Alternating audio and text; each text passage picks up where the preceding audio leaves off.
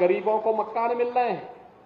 याद करिए, देश के अंदर 4 करोड़ गरीबों को मकान मिल गए, 12 करोड़ गरीबों के घर में शौचालय बन गए। अकेले गोरखपुर में 1 लाख से अधिक गरीबों के मकान बन गए। प्रदेश में 56 लाख गरीबों के मकान बन गए।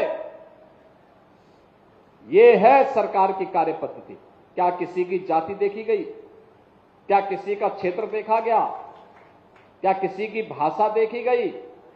जो लोग विभाजन करते हैं वे आज भी देश के अंदर विभाजन की खाई को भाषा के रूप में चौड़ी करने का कार्य कर रहे हैं। जिन लोगों ने जाति के नाम पे गुमराह करने का काम किया था, लगातार किया, चुनाव के दौरान भी वे लोग यही कर रहे थे, लेकिन उनकी सच्चाई आज जनता जनार्दन के सामने आ चुकी है। बाबा साहब भीमराव अंबेडकर को अगर किसी ने सम्मान दिया है तो भारतीय जनता पार्टी ने दिया है, मोदी जी ने दिया है। याद करिए, जिस स्थिति पर बाबा साहब भीमराव अंबेडकर ने भारत के संविधान का ड्राफ्ट संविधान सभा को सौंपा था 26 नवंबर 1949 की उस तिथि को, तो 26 नवंबर की तिथि को संविधान दिवस के रूप में मनाया जाएगा पूरे देश में। प्रधानमंत्री जी ने 2015 से आज से 10 वर्ष पहले प्रारंभ कर दिया था। बाबा साहब भीमराव अंबेडकर के नाम पे पंचतीर्थ बन सके। देश की नई संसद में संविधान की मूल प्रति को अपने सिर में रख करके ससम्मान स्थापित करने का काम ये प्रधानमंत्री मोदी जी ने किया।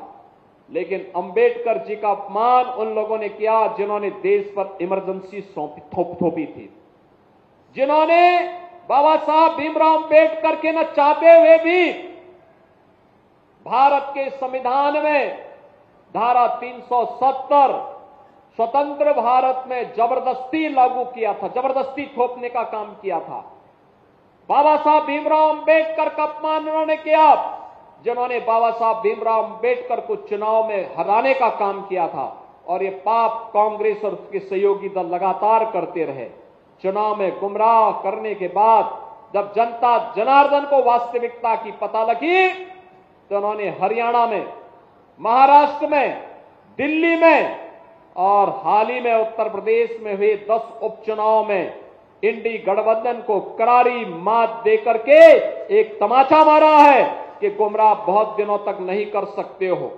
और आज बहनों और भाइयों, मैं आप सबसे ये कहना चाहूंगा, विकास और विरासत की इस अभियान या इस यात्रा को हम लोगों को अनवरत रूप से आगे बढ़ाना पड़ेगा, और तभी हम अपने पूर्वजों के प्रति एक कृतज्ञता ज्ञापित कर पाएंगे।